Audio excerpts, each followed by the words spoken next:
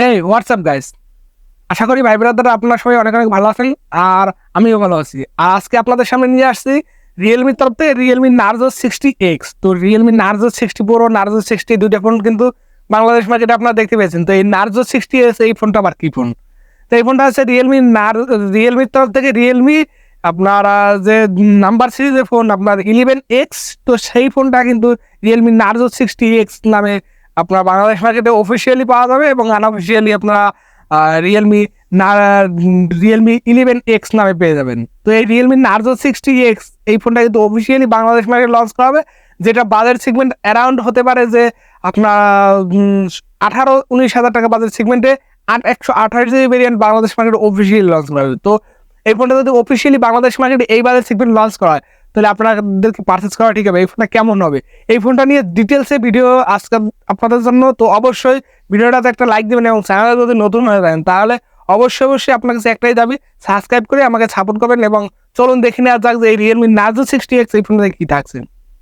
তো আসলে কিন্তু এই ফোনটা এই বাজার সেগমেন্টে একটি ক্লিয়ার ফোন। আমি আপনাদের আগেই বলতেছি, রিভিউ করার আগেই, তো ক্লিয়ার ফোন কেমন হয় আপনাদের কি আমি মিথ্যা বলতেছি নাকি? তো চলুন আপনার আগে আপনার ডিটেলসটা দেখে নিয়ে যে বডি ফ্রেমের থেকে শুরু করে এখানে আপনার 8.1 মিলিমিটার থিকনেস থাকছে এবং আপনার 188 গ্রামের আশেপাশে এর ওয়েট থাকছে।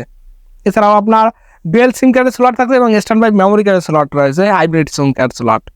এছাড়াও এর ডিসপ্লে সেকশনে যদি দেখেন যে সেম ডিজাইন রিয়েলমি 11X এর যে ডিজাইন সেই ডিজাইন থাকছে। এবং এর ডিসপ্লে সেকশনে যদি দেখেন যে IPS LCD টাচ স্ক্রিন, যেটা 16 কালারের একটি ডিসপ্লে, আর যার সাইজ হচ্ছে 6.72 ইঞ্চির একটি ডিসপ্লে, যেটা আপনার 3 বেজেল নেই বললেই চলে, 86.6% স্ক্রিন টু বডি রেশিও একটি ডিসপ্লে, যেটা কুড়িনা অ্যাসপেক্ট রেশিওর আপনার 392 ppi ডেনসিটি ডিসপ্লে, যেটা 1024 পিক্সেল এবং 120 হার্জ রিফ্রেশ রেট সাপোর্টেড এবং 550 নিটস টাইপ ব্রাইটনেস এবং 680 নিটস HBM ব্রাইটনেস। তো ব্রাইটনেসের মামলায় কিন্তু বেশ ভালোই থাকছে। এই বাজেট সেগমেন্টে 17-18 হাজার টাকা অফিসিয়াল মার্কেট সেগমেন্টের ফোন হিসাবে এর কিন্তু আপনার যে ব্রাইটনেস বা ডিসপ্লের কোয়ালিটি কিন্তু এই বাজেট সেগমেন্টে মানে অনেক ভালো ডিসপ্লে। এই বাজেট সেগমেন্টে ক্লিয়ার ডিসপ্লে, এর ডিসপ্লের কাছে আদার্স কোনো ব্র্যান্ডের বা আদার্স কোনো ফোনের ডিসপ্লে এর মতন এত ভালো ডিসপ্লে নেই।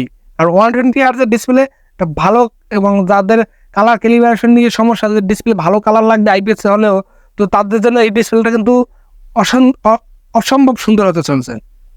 তো এই অসম্ভব সুন্দর ডিসপ্লেটা, যেটা পাঞ্চুয়াল ডিসপ্লে, যেটা দেখতে খুবই ভালো লাগতেছে, তার ডিসপ্লেটা নিয়ে কোনো কমপ্লেন করা যায়নি। One of the best display বাজার সেগমেন্টে। এছাড়াও যদি দেখেন যে পারফরমেন্সে থাকছে আপনার অ্যান্ড্রয়েড 13 এবং আপনার রিয়েলমি UI 4.0-তে রান করবে।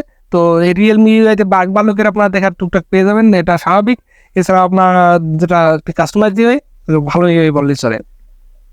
এছাড়া এর চিপসেট হিসেবে থাকছে মিডিয়াটেকের ডায়মেনসিটি 6100 প্লাস প্রসেসর, অর্থাৎ 6100 প্লাস প্রসেসর 6 নানোমিটার আর্কিটেকচারের উপর বিল্ড করা, আর যার আন্তঃ বেঞ্চমার্ক স্কোর প্রায় 3.5 লাখের মতন। তো এই 3.5 লাখ আন্তঃ বেঞ্চমার্ক হয় এখানে পাবজি, ফ্রি ফায়ার, এক্সপোর্ট 9 সকল গেমগুলো আপনার কিন্তু অনায়াসে আপনার 60 FPS এর আশেপাশে রান করতে পারবেন, কিছু গেম 90 FPS এ রান করতে পারবেন। তো গেমারদের জন্য কিন্তু ভালো ফোন হতে চলছে। এটা গেমিং টার্গেট করে, IPS ডিসপ্লে হলেও আপনার 120 হার্জ রিফ্রেশ রেট রয়েছে, আর এদিকে আপনার একটু ভালো প্রসেসর রয়েছে, মিডিয়াটেকের প্রসেসর ভালো রয়েছে। এছাড়াও র্যাম ম্যানেজমেন্ট রয়েছে এখানে আপনার 6GB এবং 8GB এবং 128GB রোম ভেরিয়েন্টের। তো 8GB 128GB র্যাম ভেরিয়েন্টের ফোনটা বাংলাদেশ মার্কেট লঞ্চ করা হবে, যেটা UFS 2.1 এর স্পেস টাইপ এবং LPDDR4X টাইপের র্যাম কারা হয়ে থাকছে। ডেডিকেটেড মাইক্রো স্লট পেয়ে যাবেন। তো এখানে গেমিং এক্সপিরিয়েন্স খুবই ভালো হতে চলেছে, নো ডাউট। বাজেট সেগমেন্টে ক্লিয়ার গেমিং হতে চলেছে এখানে। তো মিডিয়াটেকের G99 এর থেকে ভালো প্রসেসর অনায়াসে আপনারা পেয়ে যাচ্ছেন এই বাজেট সেগমেন্টে ক্লিয়ার প্রসেসর। এছাড়াও যদি দেখে যে ক্যামেরা সেগমেন্টে, তো গেমিংকে টার্গেট করে যে ফোনগুলো সাধারণত আসে, তো সেগুলোর ক্যামেরা সেগমেন্ট ভালো হয় না। তো এখানে ক্যামেরাতে রয়েছে 50 মেগাপিক্সেলের সেন্সার, f1.8 এপারচারের সেন্সার, এবং আপনার 2 মেগাপিক্সেলের সেই জাতীয় আপনার ডেপথ সেন্সার রয়েছে। তো জাতীয় ডেপথ সেন্সার বাদ রেখে যদি দেখা যায় যে 50 মেগাপিক্সেলের মেইন সেন্সার এই বাজেট সেগমেন্টে মানে আর ফার্স্টটা ফোনের মতন হুবহু আপনাদের ফটো এখান থেকে পেয়ে যাবেন। তো মানে কম্পেয়ার করার মতন এর ফটো কোয়ালিটি আপনারা অনায়াসের ফটো কোয়ালিটি ভালো পেয়ে যাবেন আপনারা। তো 50 মেগাপিক্সেলের ক্যামেরা হয় এখানে, মানে এই বাজেট সেগমেন্টে ঠিক আছে আমি বলবো ব্যাক ক্যামেরা, এবং ফ্রন্ট ক্যামেরা রয়েছে 8 মেগাপিক্সেলের সেলফি ক্যামেরা। তো এই 8 মেগাপিক্সেলের সেলফি ক্যামেরা কিন্তু এখানে মেনে নেওয়ার মতন না, কারণ এই বাজেট সেগমেন্টে 16 মেগাপিক্সেলের সেলফি ক্যামেরা দিলে অন্তত ভালো হতো। তো এখানে 8 মেগাপিক্সেল হয়, একটু আপনার ডিটেলসের কোয়ালিটি কম পেয়ে যাবেন। এছাড়াও আপনার যদি দেখা যায় ভিডিও কোয়ালিটির ক্ষেত্রে 1030 এমএস সর্বোচ্চ ডুয়েল সাইডে ভিডিও রেকর্ডিং এর সাপোর্ট পেয়ে যাবেন, না থাকছে 4K না থাকছে 2K ভিডিও রেকর্ডিং এর সাপোর্ট। তো ক্যামেরা সেগমেন্টে অতটাও ভালো তো চলছে না, তো মোটামুটি ঠিকঠাক এর ক্যামেরা পারফরমেন্স আমি আপনাদের বলবো। এই বাজেট বিবেচনা করলে আমি বলবো যে আর একটু সেলফি ক্যামেরাটা একটু ভালো হওয়া উচিত ছিল এবং আপনার আলট্রা ওয়াইড সেন্সরটা দেওয়া উচিত ছিল এই বাজেট সেগমেন্টে। এছাড়াও যদি দেখেন যে আপনার ফিচার্স হিসেবে থাকছে সাউন্ডে থাকছে 3 mg জ্যাক সাপোর্টেড, থাকছে না ডুয়েল স্টোরেজ সাপোর্টেড। এছাড়াও ব্লুটুথ 5.2 এর সাপোর্ট থাকছে, ওয়াইফাই 6 এর সাপোর্ট থাকছে, ডুয়েল ব্যান্ড হটস্পট সাপোর্ট থাকছে, এনএফসি সাপোর্ট থাকছে না, USB type C port OTG support থাকছে, আপনার এফএম রেডিও সাপোর্ট থাকছে না, আপনার ইন্টারনাল পোর্টগুলো নেই এখানে। এছাড়াও আপনার ফিঙ্গারপ্রিন্ট সেন্সর, সাইড মাউন্টেড এবং proximity sensor, campus sensor, gyro sensor, সকল ধরনের সেন্সর এখানে দেখা পেয়ে যাবেন আপনারা। এছাড়া এই ফোনটাকে ব্যাকআপ করার জন্য রয়েছে লিথিয়াম পলিমার নন ডিগ্রেডেবল একটি 5000 mAh ব্যাটারি, আর যার সাথে থাকছে 33 ওয়াটের ফাস্ট চার্জার। আর এই চার্জারটা দিয়ে এই ফোনটা দিয়ে 50% চার্জ অন থেকে 50% চার্জ 29 মিনিটে করে দেবে এবং ফুল চার্জ আপনারা প্রায় 1 ঘন্টা 4-5 মিনিট বা 10 মিনিটের ভিতরে ফোনটাকে ফুল চার্জ করে দেবে।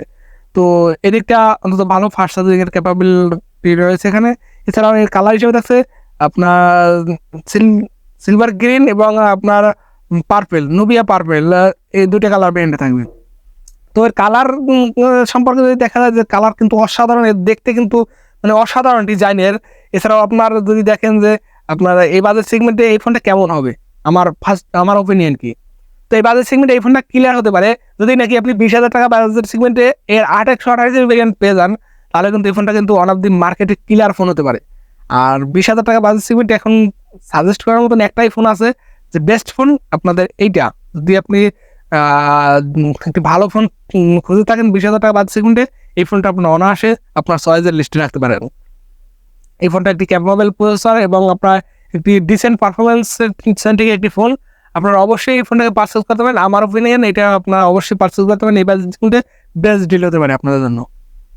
তো 15 থেকে 20,000 টাকা বাজেট সেগমেন্টে যদি আপনারা কেউ কোনো ফোন পারচেস করতে চান, তাহলে কিন্তু এই ফোনটা একটা মানে বেস্ট চয়েস হতে পারে আপনাদের জন্য। এছাড়াও যদি আপনি 15 থেকে 20,000 টাকা বাজেট সেগমেন্টে কোনো ফোন পারচেস করতে চান আর আপনার মনে যদি প্রশ্ন হয়ে থাকে, তাহলে অবশ্যই আমার কমেন্ট বক্সে কমেন্ট করে জানান যে আপনারা 15 থেকে 20,000 টাকা বাজেট সেগমেন্টে কী কী ফোন পারচেস করবেন। তাহলে অবশ্যই আপনাদের জন্য একটা ডেডিকেটেড ভিডিও নিয়ে আসার চেষ্টা করবো।